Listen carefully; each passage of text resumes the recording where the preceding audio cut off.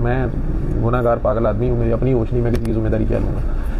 آپ نے روز رات کو سوتے وقت کچھ نہیں پڑھنا پڑھانا, اپنے دل میں پیار سے 5 بار علی حق علی حق علی حق علی حق علی حق کہنا ہے اور سو جانا ہے. صرف ایک ہفتے کے بعد مجھے فون پہ بتانا, اگلے سنڈے کو بتانا ہے. ابھی جی السلام علیکم ورحمۃ اللہ وبرکاتہ.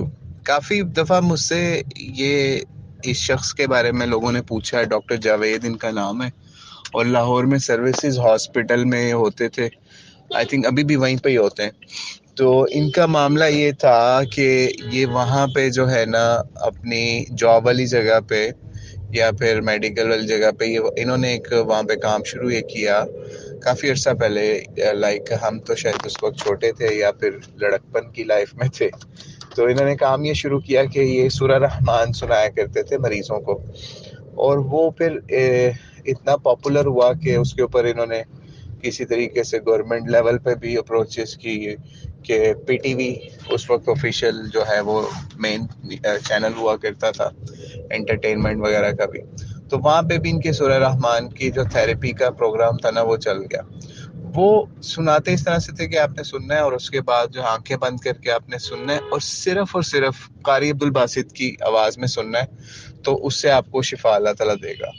ٹھیک ہے, اب لائک اگر 1000 لوگوں کو سنایا کبھی تو اس میں سے 5-10 کو یا 100 کو شفا بھی ہو جاتی تھی. اللہ تعالیٰ کا قرآن ہے, اس میں کسی کا کوئی کمال نہیں ہے. اصل کمال تو ہے جو وہ نبی علیہ الصلوۃ والسلام نے جو ہمیں پہنچایا ہے قرآن, اور اس امت کو اس کے قرأت کا جو ہے من کا بخشا, اور اللہ تعالیٰ نے بھی کہہ دیا کہ قرآن پاک شفا ہے, تو بالکل اس سے ایمان والے بھی اور شفا لے سکتے ہیں. تو وہ یہی معاملہ ہوا. تو اس چیز کو جو ہے نا اس کی بیک پہ اصل میں کچھ چیزیں ایسی تھیں جو بہت خطرناک تھیں, جو عام لوگ نہیں جانتے, یا جب وہ صرف اور صرف ان کو سورہ رحمان کی CDs بانٹی جاتی تھی یا ان کو اس کا طریقہ بتایا جاتا تھا, وہ صرف اس حد تک رہتے تھے.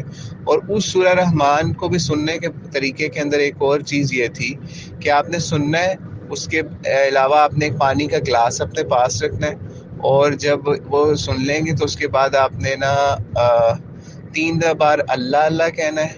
اور یہ عام لوگوں کے لیے تھا 3 بار اللہ کہنے کا, یا جتنی بار بھی ابھی تو ذہن میں نہیں میرے ایگزیکٹ, لیکن ساتھ میں یہ تھا جو ان کے خاص لیول پہ لوگ چلے جاتے تھے ان کو یہ کہتے تھے آپ نے علی حق بھی کہنا ہے اس کے ساتھ, یعنی اللہ کے علاوہ آپ نے ساتھ کیا کہنا ہے, علی حق.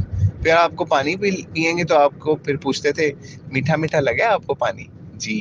تو اس طرح کی وہ پھر کہانی ڈالتے تھے. مطلب آپ خود سوچیں کہ نبی علیہ السلام نے تو کوئی ایسا طریقہ قرآن پاک کے حوالے سے نہیں بتایا کہ آپ نے قرآن پاک سننا ہے اور پھر اس کے بعد اللہ کے علاوہ علی کا بھی نام ساتھ لینا ہے. ٹھیک ہے, تو اور ساتھ میں کہتے تھے یہ تو علی بھی تو اللہ کا ہی نام ہے نا, علی بھی اللہ کا ہی نام ہے, تو علی حق کہنے سے آپ کو کسی کو کوئی مسئلہ نہیں ہونا چاہیے. تو یہ تو ہے جو ہے ان آفیشیل, اور جو ان کی نجی محفلوں والی بات بتا رہا ہوں, جو پبلکلی علی حق والی بات نہیں کرتے کہ کئی لوگ ان پہ شیعہ کی چھاپ نہ لگا دیں. اور ان کی جو بیک پہ اصل بندہ ہے نا, ان کی جو بیک پہ بندہ ہے اصل میں, وہ اب اس کی ڈیتھ ہو چکی ہے. تو اس بندے نے یہ کام شروع کیا تھا, وہ اس طریقے سے کیا تھا شروع. ان کا نام تھا بابا صفدر بخاری, المعروف پیر کاکیاں علی سرکار, یا پھر المعروف کاکی تاڑ. اور وہ اپنا یہ نام خود انہوں نے مشہور کروایا کاکی تاڑ کے نام سے. ٹھیک ہے, اور ان کی ہسٹری یہ ہے, آج بھی آپ گوگل کر کے دیکھ سکتے ہیں وہ وقت جب ان کو داتا دربار کے اوپر بریلویوں نے مار کے وہاں سے نکالا تھا, جب وہ کوئی وہاں پہ اپنے کچھ ایسے معاملات کر رہے تھے. تو آج بھی آپ داتا دربار جائیں نا, وہاں پہ آپ کو مختلف ٹولیاں چھوٹی چھوٹی یا مختلف بابے نظر آئیں گے. ہر کسی نے وہاں اپنی کوئی چھوٹی موٹی دکان کھولی ہوتی ہے, کوئی ذکر کرا رہا ہوتا ہے, کسی نے سر پھینک کے بیٹھے ہوتے ہیں, کوئی کچھ ہے, کسی کے مرید پاس بیٹھے ہوتے ہیں, خاص قسم کی ٹوپیاں پہن کے خاص لنگر چلا رہے ہوتے ہیں. تو انہوں نے بھی وہاں کچھ معاملات ایسے کرنے کی کوشش کی ہے, تو ان کو وہاں پہ جو ہیں لوگوں نے مار کے نکالا, پھر پولیس نے بھی پکڑ لیا ان کو, بڑے اس طرح کے معاملات ہوئے.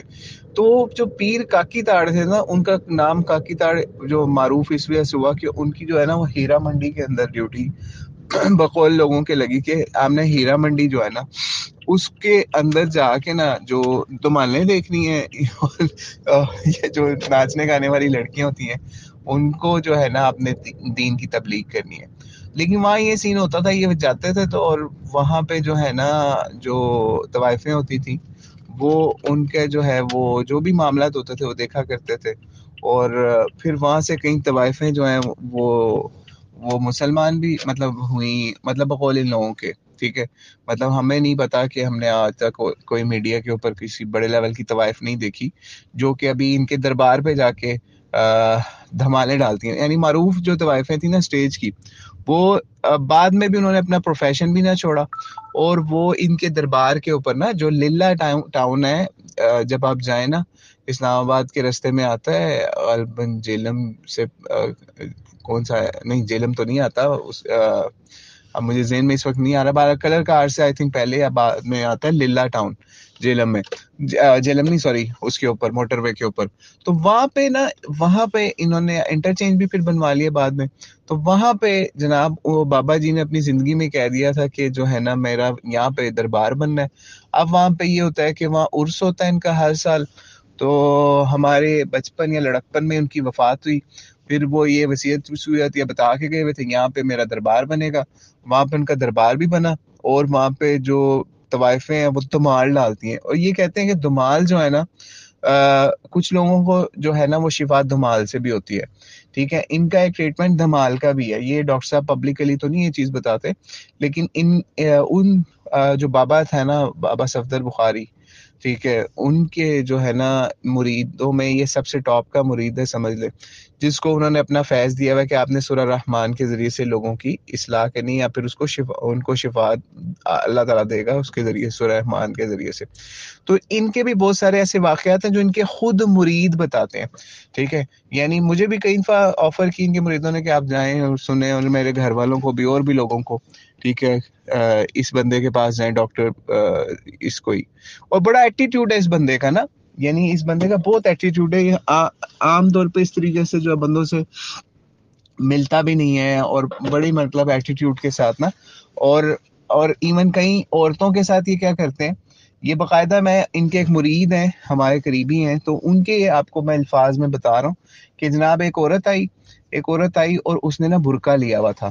تو اس کا انہوں نے برقع اتروا دیا، اور اس کو کہا کہ یہ تم اسی وجہ سے بیمار ہو، اور اس طرح کی چیزیں نا.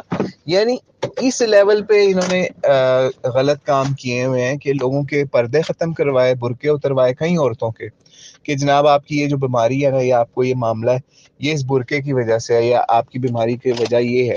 ٹھیک ہے، اور یہ ان کا ایک فیس جو ہے وہ پبلکلی لوگوں کو کم پتہ ہے، لیکن جو ان سے ان کے ساتھ روحانی طور پہ یا ویسے اٹیچ ہیں، ان کے مرید ہیں، وہ یہ خود ان کی فضیلتوں میں وہ واقعات سناتے ہیں کہ فلاں عورت آئی، اس نے برقع پہنا ہوا تھا، فلاں عورت آئی، اس نے نقاب کیا ہوا تھا، اس نے حجاب کیا ہوا تھا، اس کو کہا یہ ابھی تم نہیں کر سکتی، جب ایک وقت آئے گا تو پھر تم کر سکو گی، لیکن ابھی یہ اس کو اتار دو.